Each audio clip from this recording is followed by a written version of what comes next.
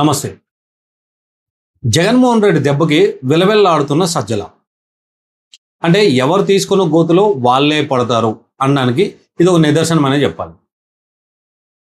నిన్న press meet ఏదైతే సజ్జల గారు పెట్టారో ఒకసారి ఆ ప్రెస్ మీట్ గారు మనం చూసినట్టయితే ఒక జర్నలిస్ట్, ఒక 10 ఏళ్ళగా పాలిటిక్స్లో ఉన్నటువంటి వ్యక్తి మాట్లాడినట్టుగా అయితే ఏమి అనిపించలేదు. ఎవరు తీసుకున్న గోతులో వాళ్ళే పడతారు అని ఎందుకు అంటున్నామనంటే, మొన్నటి వరకు మావిగన్ అన్నారు, అంతకుముందు 3 రాజధానులు అన్నారు.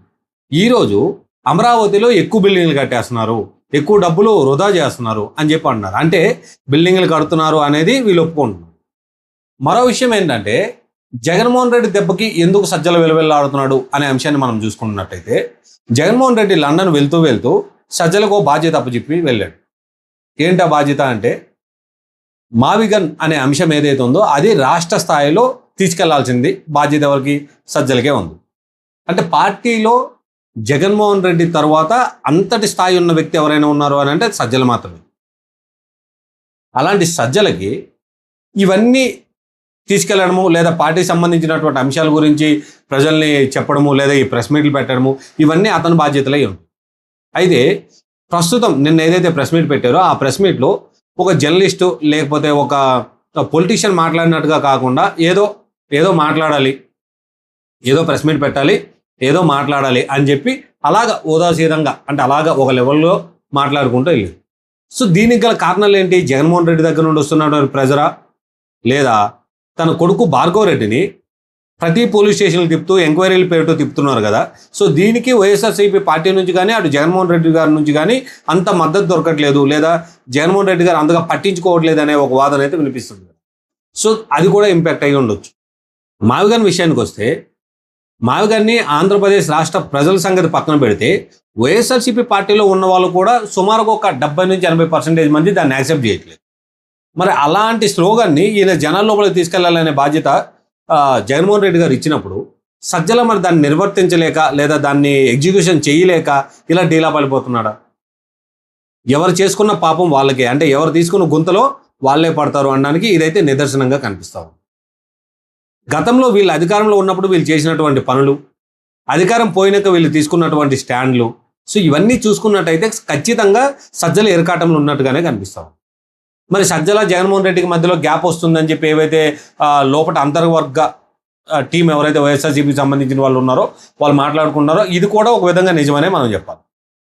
గతంలో మీరు చూసుకున్నట్టయితే ఈ రోజు సజ్జల పరిస్థితి ఎలా ఉందంటే, పిఆర్పి పార్టీ అంటే ప్రజారాజ్యం పార్టీ చిరంజీవి గారు పెట్టినప్పుడు ప్రజలతో మమేకం అవ్వాలి, ఎప్పుడు ప్రజల్ని ఇంటరాక్ట్ అవ్వాలి అనేది చిరంజీవి గారు తీసుకుంటే, ఈ పార్టీకి సంబంధించినటువంటి అంతర్గత విషయాలు కానీ, లేదా పార్టీ ఎస్టాబ్లిష్మెంట్ విషయాలు కానీ ఇవన్నీ అరవింద్ గారు చూసుకునేవాళ్ళు.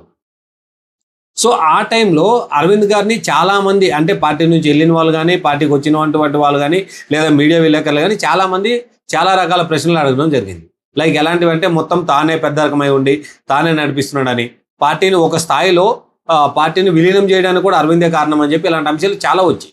అంటే ఆ క్యాడర్ ఆ పొజిషన్ తీసుకున్నప్పుడు అరవింద్ గారు ప్రతిసారి కూడా చెప్పే అంశం ఒకటి ఉండేది. ఏంటంటే, సరే ఈ రాళ్ళన్నీ నా మీదే పడినాయి, చిరంజీవి మీద మాత్రం పువ్వులే పడాలి అని చెప్పి ఆయన అనేవాళ్ళు. అది కూడా చాలా స్పోర్టివ్గా తీసుకుంటూ, చాలా ఏంటంటే హుందాగా దాన్ని ప్రవర్తించేవాళ్ళు.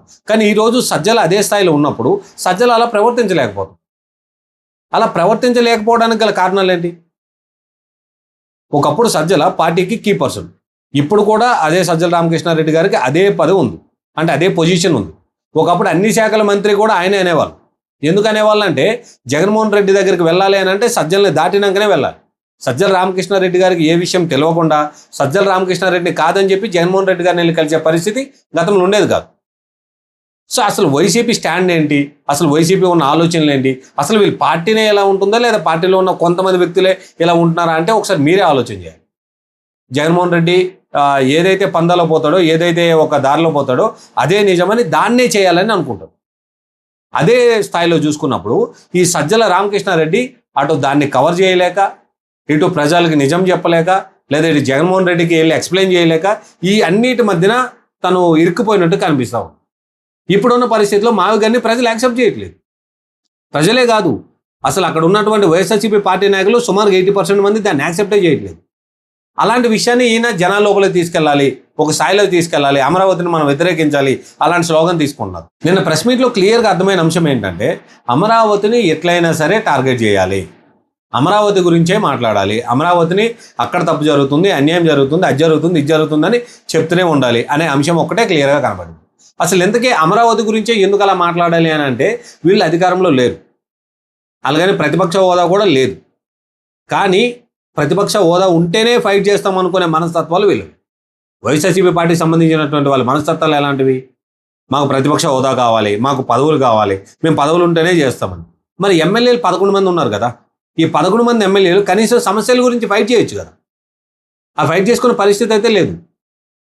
మీరు ఒక విషయం గమనించినట్టయితే గతంలో కూడా జగన్మోహన్ రెడ్డి లేని టైంలో డేటా సెంటర్ గురించి మన కోడిగుడ్డు మినిస్టర్ గుడివాడ అమర్నాథ్ గారు ప్రెస్ మీట్ పెట్టారు. ఆ ప్రెస్ మీట్లో అదేముంది, ఓ పెద్ద గొడవను, సో 4 రేకులు కట్టేసి ఒక గొడవను పెడితే అయిపోతుందా అని చెప్పేసి దాని గురించి విమర్శించుకుంటూ వచ్చారు. జగన్మోహన్ రెడ్డి మళ్ళీ బ్యాక్ అయిన తర్వాత ఆ డేటా సెంటర్ని మేమే తెచ్చామని చెప్పారు.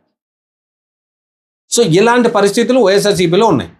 ఇప్పుడు మావిగన్ పేరుని ప్రజల లోపల తీసుకెళ్ళమని చెప్పి ఆయన ఆర్డర్ ఇచ్చిన తర్వాత ఈయన తీసుకెళ్ళలేని పరిస్థితి, ఎందుకంటే అక్కడ సహకరించడానికి వైఎస్ఆర్సీపీ పార్టీ వాళ్ళు కూడా సిద్ధంగా లేరు కదా. అలాంటి పరిస్థితుల్లో ఈయన దాన్ని ఎలా తీసుకెళ్ళాలి జనాల లోపలికి అనేది ఒక డైనమాలో పడి ఉన్నారు. సో ఒక పక్క ఇది జరుగుతూ ఉంటే మరో పక్క తన కొడుకు మీద ఉన్నటువంటి కేసులు, అసలు ఆ కేసులు కానీ ఆ విషయాలు కానీ అవన్నీ ఎలా ఉంటాయంటే మీరు ఈ కోణం కూడా ఒకసారి అబ్జర్వ్ చేయగలిగితే వైఎస్ఆర్సీపీ పార్టీ నుంచి బయటికి వెళ్ళిన వాళ్ళు కానీ లేదా పార్టీలో ఉన్న వాళ్ళు కానీ ఎక్కువ ఎవరి మీద ద్వేషాన్ని చూపిస్తూ ఉంటారు? జగన్మోహన్ రెడ్డి మీద చాలా తక్కువ మంది చెప్తారు, కానీ సజ్జల మీదనే ఎక్కువ మంది చెప్తారు. బయటికి వెళ్ళిన వాళ్ళు ప్రెస్ మీట్లు పెట్టి మరి సజ్జల రామకృష్ణ ఎలా చేస్తున్నాడు, అలా చేస్తున్నాడు, అందువల్లే పార్టీలో ఉండలేకపోతున్నాం, పార్టీలో ఇమ్మడలేకపోతున్నాం, ఇలాంటి అంశాలు చెప్పుకుంటూ వచ్చారు. సో సజ్జల రామకృష్ణారెడ్డి కొన్ని పరిస్థితుల్లో విజయసాయి రెడ్డి లాంటి వ్యక్తులను కూడా పక్కన పెట్టించాల్సిన పరిస్థితి ఉంది, లేదా అలా పక్కన పెట్టించారు, అందుకే ఆయనకి ఉత్తరాంధ్ర బాధ్యతలు అప్పచెప్పారనే ఒక అంతర్గత విభేదం కూడా ఇది ఉంది. సో ఖచ్చితంగా దీన్ని కూడా మనం బిలీవ్ చేయాల్సింది, ఎందుకంటే ఆయన స్థాయికి వెళ్ళడం కోసము ఇవన్నీ రూట్లన్నీ క్లియర్ చేసుకుంటూ ఆయన వెళ్ళడం జరిగింది. అదే స్థాయిలో ఉన్నటువంటి వ్యక్తి తన కొడుక్కి సోషల్ మీడియాకి సంబంధించినటువంటి బాధ్యతలు అప్పచెప్పించారు వైఎస్ఆర్సీపీ పార్టీ. సో ఆ బాధ్యతలు కూడా ఎంత దారుణంగా అంటే ఒక పార్టీని లేదా సోషల్ మీడియాని ఇంత నీచంగా కూడా ఉపయోగించవచ్చా? ఎందుకంటే పార్టీ నుంచి వెళ్ళిపోయిన వాళ్ళ గురించి నిందలు వేయడాలు, లేదా పర్సనల్ క్యారెక్టర్ గురించి మాట్లాడాలు, ఆడవాళ్ళని చూడకుండా చాలా దారుణమైన పోస్టర్లు రిలీజ్ చేయడాలు. సో ఇలాంటివన్నీ అప్పుడు చేసినటువంటి భార్గవ్ రెడ్డి ఇప్పుడు ఆ పాపం అంతా చుట్టుకుందనే చెప్పాలి. ఇప్పుడు ఈరోజు ప్రతి పోలీస్ స్టేషన్కి విచారణ పేరు మీదనో లేకపోతే కేసుల పేరు మీదనో తిరుగుతున్నారంటే ఊరికనే తిరుగుతారా? గతంలో తప్పు చేశారు కాబట్టి ఇప్పుడు తిరుగుతున్నారు. సో ఇలాంటి సందర్భాలు అంటే ఇప్పుడు జరుగుతున్నటువంటి ఇలాంటి సందర్భాల్లో ఇటు సజ్జల రామకృష్ణారెడ్డి అటు జగన్మోహన్ రెడ్డి గారికి కంప్లీట్గా చెప్పలేక, ఇటు కొడుకుని కాపాడుకోలేక, అటు ప్రజల్లోకి మావిగన్ అనే స్లోగన్ తీసుకెళ్ళలేక ఎంత సతమతం అవుతున్నాడు, ఎంత ఇబ్బందిగా ఫీల్ అవుతున్నాడు అనేది అయితే మనం చూడాలి. నిన్న ప్రెస్ మీట్లో క్లియర్గా అర్థమైన అంశాలు ఇవే ఉన్నాయి. ఎందుకంటే ఆయన ప్రెస్ మీట్ చెప్పినప్పుడు కూడా హుందాతనం కానీ ఒక జర్నలిస్ట్ మాట్లాడేటప్పుడు ఒక అంశం గురించి చాలా స్ట్రాంగ్గా కాన్ఫిడెంట్గా మాట్లాడతారు. కానీ సజ్జల గారు ప్రెస్ మీట్ చూసినట్టయితే ఒక పేలగా ఉంటుంది. అది ఖచ్చితంగా ఎవరిని టార్గెట్ చేసి మాట్లాడినట్టు లేకున్నా ఏదో చెప్పాలి, ఏదో మనం ఇంకా వచ్చాం కదా, ఇంకా ఎలాగ ప్రెస్ మీట్ పెట్టిన తర్వాత ఏదో ఒక విషయం గురించి మాట్లాడాలి అని చెప్పి ఉంటుంది. అయితే నిన్న ప్రెస్ మీట్లో నాకు ఒక అనుమానం కూడా ఉంది. ఏంటంటే నిన్న పెట్టిన ప్రెస్ మీట్లో నిజంగానే విలేకరుల సమావేశమేనా, అంటే విలేకరులు అందరూ ఉన్నారా అని. అంటే ప్రెస్ మీట్ అనేటప్పుడు ఖచ్చితంగా విలేకరులు ఉండాలి. విలేకరులు ఉంటే మనము ఏం చెప్పాలనుకున్న మా సందేశం చెప్పిన తర్వాత విలేకరులు మనకు కొన్ని ప్రశ్నలు అడుగుతారు. ఆ అడిగిన ప్రశ్నలకు కూడా మనం సమాధానం చెప్పాలి. ఎందుకంటే నేను టోటల్ ప్రెస్ మీట్లో ఎక్కడ కూడా సజ్జల భార్గవ్ రెడ్డి గురించి ఒక్క విషయం కూడా ఎవరు అడిగిన పాపం లేదు. అమరావతి మీద విషం చెమ్మాలి, అమరావతి మీద ఏదో ఒక బురద జల్లాలనే తీరు తప్పితే సజ్జల భార్గవ్ రెడ్డి పరిస్థితి ఇలా ఉంది కదా, దీనికి సంబంధించి వైఎస్ఆర్సీపీ పార్టీ ఏం స్టాండ్ తీసుకుంటుంది, లేదా వైఎస్ఆర్సీపీ పార్టీ సజ్జల భార్గవ్ రెడ్డికి సపోర్ట్ చేస్తుందా లేదా అనే విషయం ఎవరైనా ఒకరు మాట్లాడి ఒక క్వశ్చన్ అడగొచ్చు కదా. సో అలాంటి అడిగిన పరిస్థితి లేదు అని అంటే గతంలో తను ఎవరైతే జగన్మోహన్ రెడ్డి గారు సీఎం ఉన్నారో, సీఎం ఉండేటప్పుడు ఆయన ఎలా ఒక వీడియోని రిలీజ్ చేసి దాన్ని రేటింగ్లు చేసి మళ్ళీ జనాల లోపలికి వదిలేరు. ఇప్పుడు కూడా నిన్న పెట్టిన ప్రెస్ మీట్ కూడా కొంచెం కాస్త నాకు అలానే అనిపించింది. నిజంగానే మరి విలేకరుల మిత్రులు ఉన్నారా అంటే ఉంటే ఖచ్చితంగా వీళ్ళు ఏదో ఒక ప్రశ్న అయితే అడుగుతారు కదా. సో ఏ ప్రశ్న కూడా అడగలేదు అనేటప్పుడు మనకి ఇలాంటి అనుమానం రావడం సర్వసాధారణంగా. ఇప్పుడు సజ్జల రామకృష్ణారెడ్డి పరిస్థితి ఎలా అంటే ఇప్పుడు మనకి ఒక సామెత ఉంటుంది, కుర్తిలో పడిన ఎలక సంథింగ్ అట్లాంటి వంటలు చూసావా, ఎవరు తీసుకుని గుంతలు వాళ్ళే పడతారు, ఇలాంటి కొన్ని సామెతలు గుర్తొస్తున్నాయి. ఎందుకనంటే అటు చెప్పలేక, ఇటు పార్టీలో ఇమడలేక, ఇటు కొడుకుని కాపాడుకోలేక ఎన్ని అవకతవకలు, ఎన్ని ఇబ్బందులు పడుతున్నారు అనిపిస్తుంది. సో ఇన్ని ఇబ్బందుల మధ్యలో కూడా ఆయన పార్టీని సపోర్ట్ తీసుకొని, పార్టీని భుజాలను ఎత్తుకొని, ఇటు సైడు చంద్రబాబు నాయుడు గారు అలా చేశారు, చంద్రబాబు నాయుడు గారు ఇలా చేశారు, అమరావతిలో అన్ని బిల్డింగ్లు కడుతున్నారు, అమరావతిలో అన్ని కోట్ల అవినీతి జరుగుతుంది, అమరావతిలో అది జరుగుతుంది, అమరావతిలో ఇది జరుగుతుంది, ఇలా చెప్పుకుంటూ ఏదో ఉదాసీనంగా ఏదో చెప్పాలి కాబట్టి చెప్పుకుంటూ అలా పోతా ఉన్నారని ఇది నా ఒపీనియన్. సో మీకేమనిపిస్తుంది? సజ్జల రామకృష్ణారెడ్డి గారు నిజంగానే ఈ సఫికేషన్ అంటే ఈ ఇబ్బందుల్లో ఉన్నాడా? అటు జగన్మోహన్ రెడ్డి దెబ్బకి, ఇటు ప్రజల దెబ్బకి, లేదా అటు కూటమి దెబ్బకి తట్టుకోలేక సఫికేషన్ ఫీల్ అవుతున్నాడని మీరు భావిస్తున్నారా? మీరేమనుకున్నారో కామెంట్ రూపంలో నాకు తెలుసు. Thank you.